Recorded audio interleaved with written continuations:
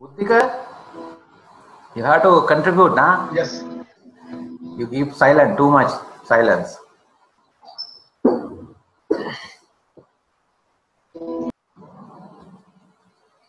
Okay, anybody want to speak? Talking? Yes.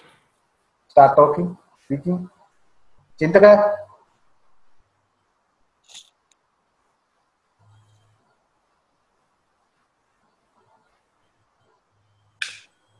Yes, application of design thinking in teaching in different areas are already it's already being discussed. And as I said, for entrepreneurship is one of the areas for innovation, teaching innovation using design thinking. It's also it is also considered, and there are a lot of literature and there are a lot of studies have been done about the application of design thinking in these areas. That's why I said it's now being applied in different disciplines and different areas for teaching and for entrepreneurship, for innovation, social innovation. So yeah, it is possible to apply, and in Sri Lanka also for teaching, which will be very interesting and will be very useful. As he said, to get people to question things rather than letting people to listen and or listen to someone who's telling you something. So that is, I also find a better way of teaching. Okay, Yes. if you want to speak, Yes. please raise your hand in the option. Okay, can I ask one more question? You have to raise the hand. Otherwise, I don't know who is that. Okay, it's me, Ernest. Okay. Can I ask one more question? Yes, just only one. Yeah. Okay.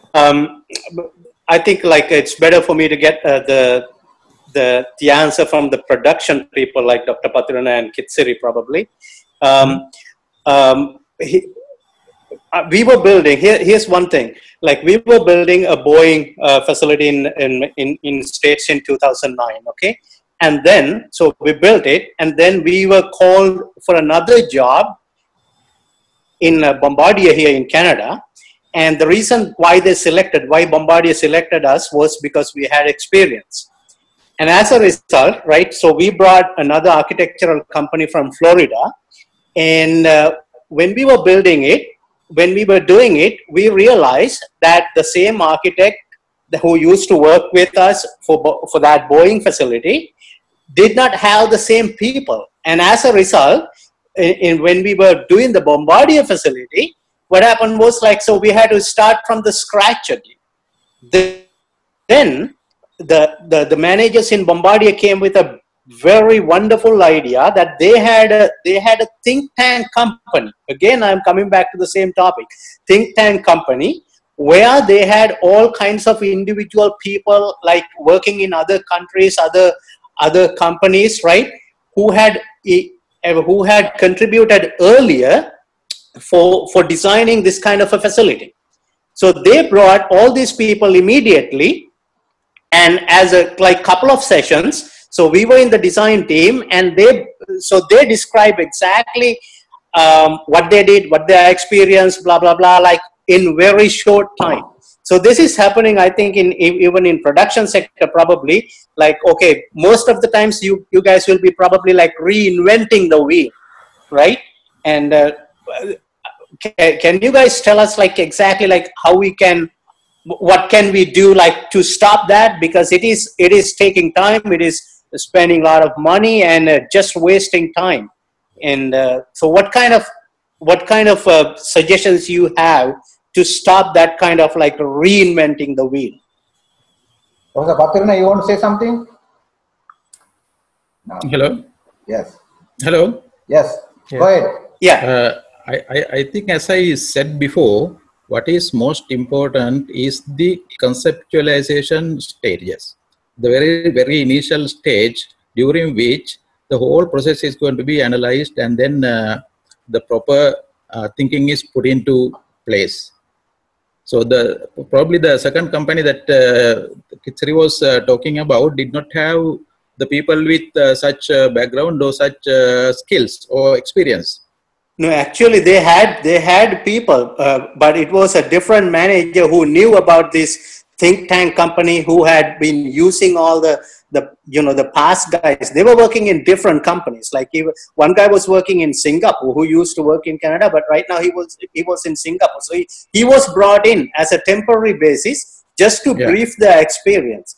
So that collection, that collection of information, so that can be passed on to that collection of information that can be passed on to the new designers really cuts the time. Like, so is there a way that? Can I say something on that? Yeah. My namesake, so I call you Ernest rather than Hitsiri, because I'm also Hitsiri. So what I want to tell you is actually this is exactly what we teach in project management today. Because one of the key functions is you have to document your experience and archive it in a searchable manner. Because when you do that, you build knowledge. There is something called knowledge management and also building learning organizations. So if you properly, systematically record your experience and archive it, even if you don't have the same people who did it available on the next project, that next project people can access the database and learn from the experience. Now, if you have tackled a typical problem, because actually the two projects may be from two different companies, Boeing and Bombardier are two different companies, but still there are certain components of your project which are exactly identical or very similar. So in such situations, you can look at what you did at Boeing with details on your archive and modify it within a very short time, so that you gain quite a lot from that experience into it. So that way you don't have to invent the wheel over and over. So this is actually building your knowledge in the company as a resource, as an asset. And that is the area you should focus on. And probably you need a knowledge management officer who can really coordinate it. It's not an IT guy. Maybe he has the IT skills, but then he has to be the knowledge management guy who organizes, collects this information and make it in a search in an archive which is searchable, so that future users can easily get hold of what happened in the past. But, thank you, Kitsiri. But Greshan, just give me 1 second. No, I want to actually ask something from Kitsiri, because second Kitsiri, now I remember you mentioned about Center for Manufacturing. Maybe what you said can be coupled with that. Can you elaborate that also a little bit for the discussion? Because prototyping. No. Kitsiri actually focus on the think tank. So role of think tank in kind of carrying out such kind of collaboration and knowledge sharing. So if you can have something like Center for Manufacturing, Center for Next Industrial Revolution, work as a think tank. For example, also Patirana, also all other doctors and people who have experience can be part of that as I don't know, mentors or advisors. Ernest, this is actually a very British idea, because there the universities have got together. Everybody had production engineering departments or manufacturing engineering departments. Now they have got together, and not only that, even the parliament has a committee which is not only from the ruling party, it has members from all the parties, and that is to promote England as a suitable location for innovation and manufacturing in the future. So they have a policy network, and this Center for Manufacture is really looking at new innovative technologies where they could have a competitive edge over the other countries, like the low-cost countries of China, Eastern Asia, or wherever they are. They are looking at things which can be done there. So probably, I think technologies like 3D printing, they will really try to monopolize on that, because with that they have a lot of savings on labor, and they can use expensive labor to produce products at a much lower cost maybe. So likewise, I mean, the thinking is to look at new technologies, new materials, new processes for keeping the manufacture, because it has been realized both in, now though we are laughing at Trump, even the Trump's philosophy is very sensible, because he wants to bring the manufacturing back into America. That's the best way to ensure employment and economic growth, which is somewhat solid. Though we are saying services are fantastic, okay, we can have services. There is servitization of manufacturing is also being talked about. But manufacturing has to be at the core. And in Sri Lanka, unfortunately, manufacturing is dying, and it is moving away and away. And we are becoming a trading nation. So only way people can make money is by earning commissions. Yeah. Okay, Siri, Ernest. Gratian, my suggestion now, since you are basically like establishing these fab labs, right? Isn't it better that you have that kind of like collection of individuals, collection of information, collection of the stuff in various fields, like you start something like that, so that like anybody can come over to you and ask like who are the people, or where's the technology that we can tap into isn't it better like you start something like that? Great idea. So I am working on updating the website. So I think we need to have a lot of archived knowledge in the website as like a resource website, so that anyone can go in and but also not that anyone can go in and pull the information out and also can contribite. No, I don't think so, because then you will be passing one company's information to another company, right? I think it has to be done like securely, and then sort of like everybody knows that you have that information, and they must be able to come over to you and pay money, right? I think something like that. Like otherwise, like you will be basically like get into a lot of legal issues in terms of like crossing the boundaries and passing some secrets from one company to another company, that kind of stuff, right? Well, there are two aspects of it. Just give me a minute. That is to say, actually, there is proprietary information which you have to keep confidential and will be available only to those who have the intellectual rights. Right. So, protecting intellectual property should be one of the key principles of any database we establish. That is there we know, because though Google can identify so many places of good information, we can't just download it. Either we have to have membership, or either we have to pay money, or there are issues like that. Yeah. So similarly, the information has to be classified. But at the same time, you say repeatedly you are a social enterprise. So you have to give some certain things free. So wherever the information is not proprietary or royalty protected kind of, that should be made available. And especially to make the basic technologies available, because in Sri Lanka, a lot of people don't know about 3D printing and its versatility, because it can be made use by even the fashion designers. I think I just put a Facebook post, and at least one of the girls who worked with me previously as a designer picked it up and sent it to her students. So that's the kind of thing that is required. And I have been talking to the plastic industry, and the plastic industry doesn't even know. I mean, it's their future really, 3D printing, because with that they can get into so many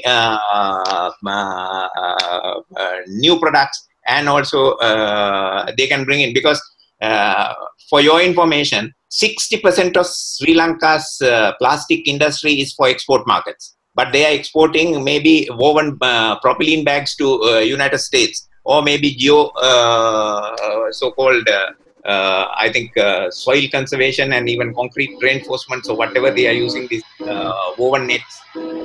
So that is being produced in Sri Lanka and being exported. These are very low value and I mean, probably more labor intensive kind of products. That's why we get the opportunity. But really speaking, we should be using 3D printing and producing nylon products which probably you can use in aircrafts or which you can use in automobile production or something like that. And for that to happen, our entrepreneurs are not knowledgeable enough. They don't even know about this new technology, and they don't know the potential, and they don't know how to set about and how to from where to get the expertise and how to move forward. And that is a place where you need to quickly plug in, and probably that's the way to get the industry moving, and also to help the Sri Lankan manufacturing. Yeah. So Kisri answered well to Ernest's question. I was going to say exactly the same thing. Yeah, that's right. Yeah. But I would actually say something slightly different on as a combination of what you discussed. Now, the World Economic Forum has a separate center. It's called Center for Fourth Industrial Revolution. This is based in San Francisco. They have a separate setup because they are looking at monitoring and doing research on digital, biological, and physical developments of all the technologies. So I was thinking, now if we can have something similar in Sri Lanka, where we monitor, coordinate, and work as a resource person for all, not only 3D printing, bioprinting, artificial intelligence, because people do as projects as individual organizational thing, but we should actually be the kind of coordinator or the national resource person, as Kisi said, maybe think tank on all related technologies. So we don't need really to be expert, but we can collaborate with loosely to run a think tank where we do the knowledge management, research, and collaborative work. Chaminda, I think that's great what you said. So really the design thinking seems to be working immediately. I can see that. But what I'm saying is, at least the technology we have got hold of, 3D printing, has that innovativeness. I mean, it's new. Actually, it's new in the world as well as in this country. So there is an opportunity for you to do a prototype on that, show your success, and then you can expand into so many other technologies. Now, actually, Nanotechnology Institute was set up with a lot of funds and a lot of but finally they are now going to give master's degrees. Now they are going to offer master's degrees in Sri Lanka in nanotechnology because they can't plug into the local industry. Yeah, I understand. I appreciate that. Yes. Okay. Any questions or contributions? I think we need some new ideas.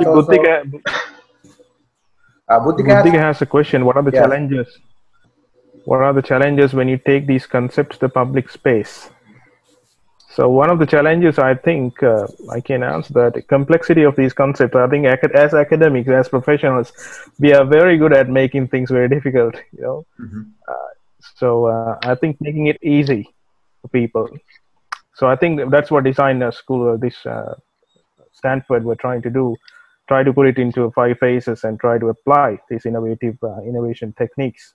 Yeah. So exact same thing we are trying to do through FabLanka as well. Yes. We are taking it to the general public, and we are not telling them this, high level design thing. We are not talking about anything, but exact same thing that we talk here are being applied over there without even using the terms. But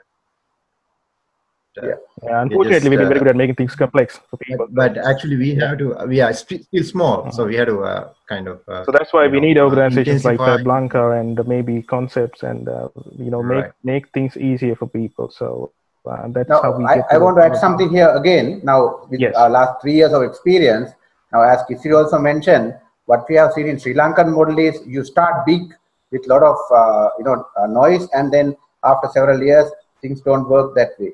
But we, knowing that, we also like that, but we did a different way. We started from the very bottom, small scale.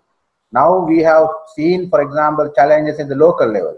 Now, for example, like Greshan is every week 3 times teaching from US to 5 people right now, 5 people about AutoCAD and other things. So we know exactly when we do small scale, what are the challenges. Communication challenge, teaching challenge, learning challenge. So now we know how we can go with managing the challenges, funding to knowledge. But then scaling up will be our main challenge. But normally what we see in Sri Lankan context is big projects eventually become very small ones. we see incubator. Slit has an incubator for a long time. I don't know whether it's still surviving now. So then we have all these exciting ideas landed through funding, landed through the government as big projects. But that is why we want to do different way, small level, and then try to expand if things work out well. So we are expecting social challenges, even political challenges. I'm sure some more other time very soon there will be, for example, monks or the conservative guys will say this is going to violate the, anything can be printed and therefore this is not good. It will challenge our culture. Those kind of things will come later. So we have to face such challenges. Yeah. Yeah. So yeah, actually, I'm happy to say that the whole process that we have gone through from start till now, we have completely applied design thinking without even knowing it. Okay. Exactly. Yeah. Yeah. There are so many contexts that happens. You don't know that. Yeah. Even in these innovation activities, normally people use design thinking approach, but they don't know that there's an approach. Yeah. Okay, Madhu, you want to say a contribution? Sorry, comment. Yeah. Yes, go ahead. Go ahead. Yes. No, actually just been listening. Can I talk? Yeah. Yes. Sure. Yes. Sorry. Yeah. No, because actually, Chinthaka, that is the mindset. Actually, we have to change. Basically, we are doing design thinking. Even I have seen how Chaminda teach lecture in the university. Okay. So this is not something new. Actually, we do that every day. So we know the principles of design thinking. What we have to do, we have to change the mindset and the attitude. So I think you have to have a lot of fun when you are doing something and enjoy what you are doing. So just don't take it like a systematic process, like a machine type thing. Just enjoy the process and just do it. I think that's something we have to think about basically. Okay, so what's your experience? You said 10 years ago you studied design thinking, yes? Yeah, that was that was as a process. But when I apply, because basically we generate ideas and we do brain writing and so many other techniques to generate the ideas and then get the ideas on the table. Okay. And then basically we design something, the total process we are taking through, build the prototypes and do iterations. And that's something I think we have not talked about, like iteration and again continuous improvement. So that happened a lot. Then at the end, we get more feedback and make sure user requirements are met. So this way we are doing it every day. But as a tool, like a technical tool, we have to use it practically. Going back to the beginning, basically we have to get the user involved and give the requirements, and that's it. Then we all achieve our expectations with design thinking. Okay, so that is what I believe. Okay, thank you. Thanks for this. Professor Patirana. It was said. It was very interesting, actually. It's very interesting. Yeah. Chinthaka? Yeah. Yes. It was said before that there would be the biggest chunk of funds from the next budget available, and probably the indication was that FabLanka should try to attract as much as possible, funds for the projects and so on. But what I would like to suggest is that give as much as publicity, and then make sure that the entrepreneurs are trying to implement this technology and their own centers using such funds. And I have noted that within the short time after giving the publicity, there is already one graduate. He has started one unit in Kegel town, and there is one more center is waiting to implement this kind of technologies in their center. So like that, we center have to means give what as kind of much as center? publicity. Center means This is IT center. IT center. Okay. One example is Nanasala. When I explained about the possibility of this kind of a thing, they said, yes, we are simply teaching day-to-day IT programs. Why not this kind of technology with which some younger people will benefit? Exactly. So such in order to encourage such programs, I am sure that FabLanka activity can be published as much as possible, and then make sure entrepreneurs and then young graduates and so on, they would go and grab such funding, and then implement their own setups. Ideas, yeah. Not only based on 3D printing technology, but as an incubator to provide whatever the help into the local industry with other products and so on. So for which collaboration of other technologists and then economists, all those people are important. But this kind of explanation should be there with the FabLanka's publicity program. That is what I would like to suggest. Yes. Yeah, it's a great suggestion actually. So yeah, and we are actually now in the process of public outreach. So we were in the TVs a few times. Now we also like negotiating other channels to go to the television and also some newspaper articles. So within the next 6 months, we will be doing a lot of, let's say, publication or publicity work in addition to our school visiting. But if you have any suggestions, particular ones, for example, Professor Patirana, if you want us to come and do a demonstration, that will be possible. So we will, we will go with that. And also we will try to actually talk to the government, the ministries who are doing this funding and science and technology. Chaminda? Yeah. Yes. Chaminda, this demonstration does mean that there are some young guys attached to those centers. They may need some kind of learning activity, maybe at Makandura online and so on. Right. Right. Yes. Sure. I think I told Agreshan about this before. Yeah. So we're already working on that. In fact, so the August 2nd, we are that the full class at FabLab Makandura, and also so Dr. Patrina, you can link some students from Peradeniya to that session that I am running, so that we can have like 10 students at FabLab Makandura and then 10 or 15 or whatever you want from engineering faculty Peradeniya can join virtually to that session. Chinthaka, students around, not students, young people around the area can join the Peradeniya group, I suppose. Yes. But if the group is bigger also, if you can arrange, we can do a physical one also. You can go there or they can come here, something like that. But can I ask a different question? Just a minute.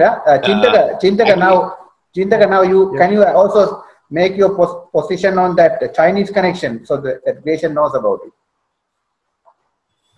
Okay, yes. I was reached by one of the Chinese professors that is from University of Guangdong in Guangzhou, I think.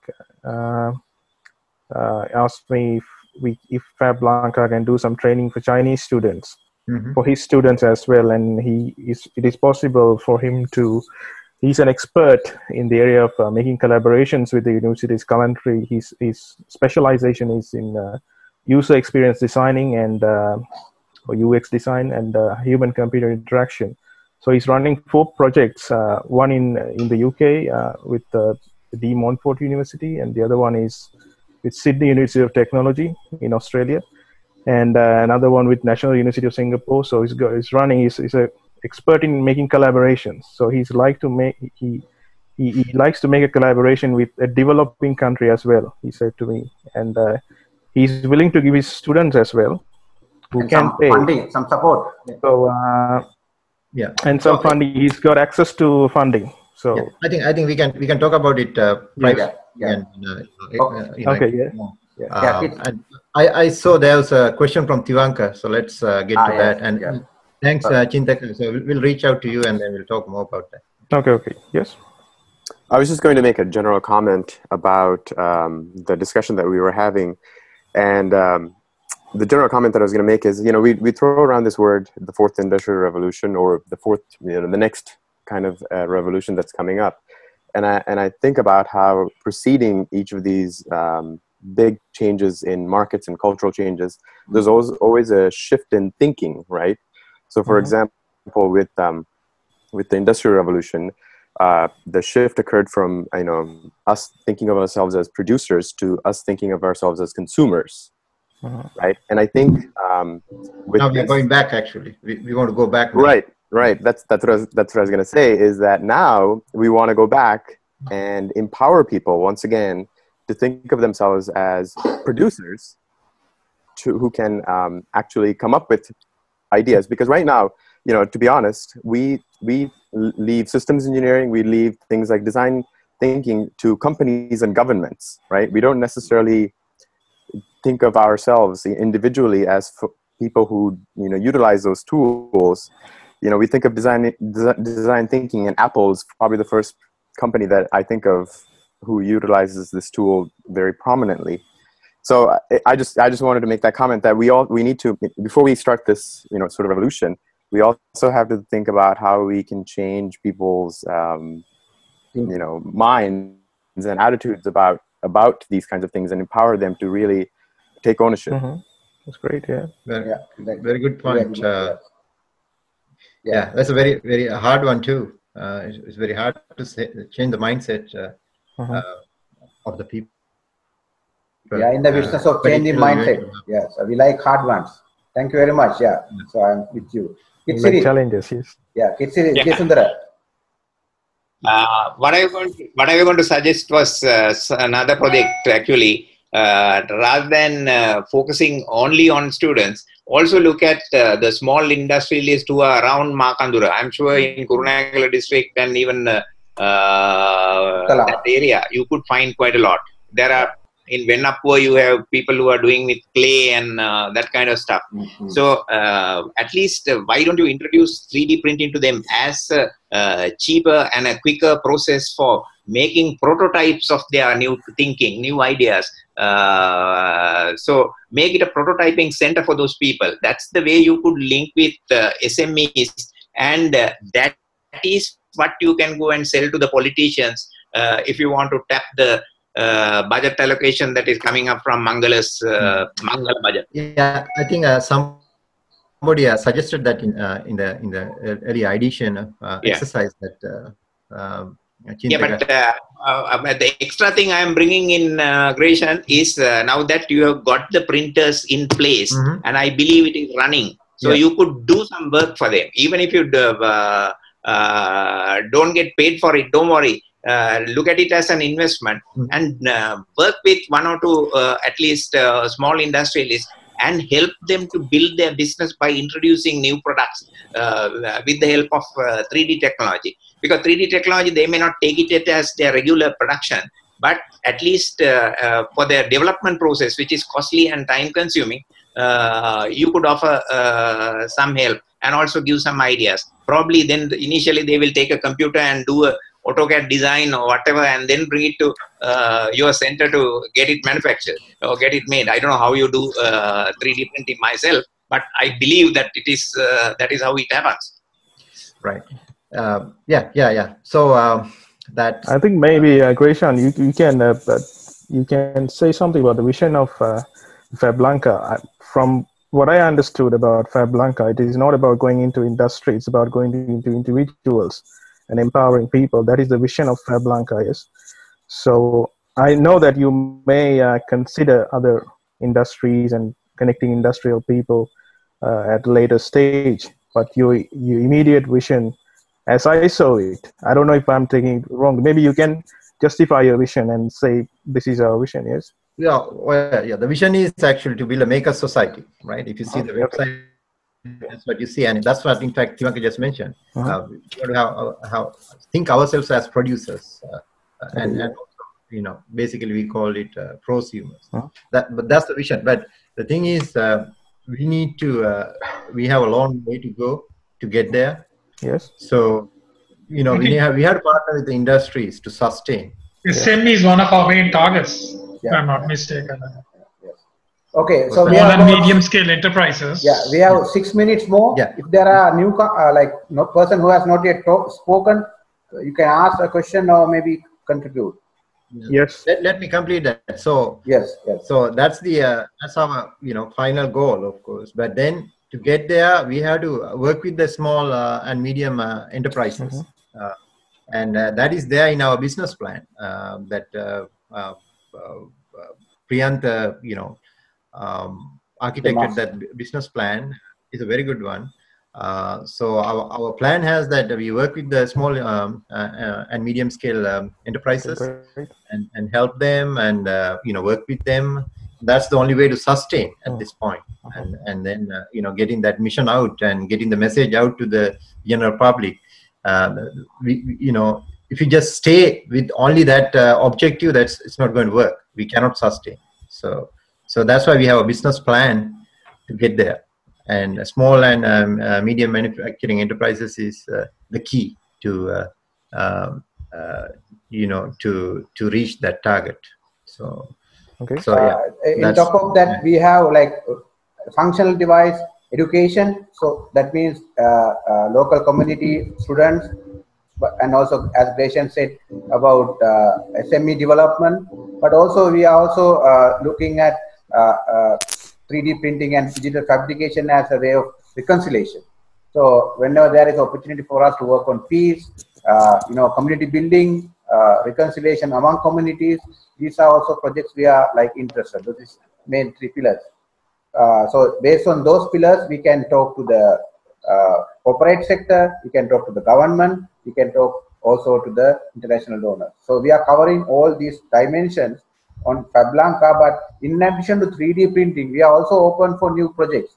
If there are collaborations on, let's say, on biomedical engineering or something, if somebody is interested of having a center or be a part of FabLanka, so we can also work on, of course, we need funding and expertise, but we are willing to go beyond 3D printing. Yeah. So one of the thing I suggested during that ideation process is like to have a team like this to do a product development. Like pick most pressing problems to Sri Lanka today, and then pick a product that will help to solve that problem, and then develop that product. And we can do it with the resources we have right now. And so we can run, we can use all these tools, design thinking, systems engineering, and all sort of other tools that we all know, and come up with a very good solution or a good product to solve any particular problem that we pick to choose. So that's the next thing we are thinking about in a forum like this in the near future. Okay. Yeah. So we have 3 minutes. We can allow last comment. Yes. Yeah. So one day sooner, the model for the FabLanka, where the SME is looking forward for, is an incubator. Yes. I think yes. Yes, it is an incubator in the near future. Yeah. With almost all the technologies, if possible. Yes. Yeah. And technologies and the knowledge. Knowledge hub, basically. Yeah. Within 3 months latest, because we already have almost all the technologies, but we are training our main first train the trainers program. So maybe by September, maybe or October, so we'll be ready to maybe do some even incubation, or latest December, let's say. Okay, any comments? I want to have a formal close 1 minute. So maybe I should actually do it now because we have only 2 minutes. You can still type if you have any questions. So thank you very much for joining. One more thing, actually. Yes. One thing I apologize. Chaminda. Yes. I apologize. I missed one thing, actually. Chinthaka recently founded a new organization called Qualitative Research Institute in Sri Lanka. Association of Sri Lanka, yes. Yeah. So I forgot to mention in the introduction, but that's another good one that anyone interested should join. Again, we are just starting it, so yes, we're trying to register it, and yes, hopefully it's also part of our collaboration. Yeah. Okay. So now, just to summarize, now we had a very interesting discussion on different topics, how to go forward, what we have done on the topic of design thinking. But this is only just 1 day work, but we need to have this active collaboration because we want to focus and have this energy for different purposes. But as Greshan mentioned, the most important thing, and the next one will be brainstorming session on new product development. We'll have same format. Also, we have decided or discussed on some broad range of products. So I invite you to join that one maybe in September, and also keep on connected through our Facebook and website where we post a lot of other stuff and even this session. So thank you very much for joining from different part of the world. This will be in video recorded that will be on YouTube very soon. And please stay in touch. In case if we kind of delay, please come back to us and you can come back. Because particularly we want to have quick work with you soon, and also other people. Please stay in touch, and then we will do some collaborative work through this new product development as well as other activities.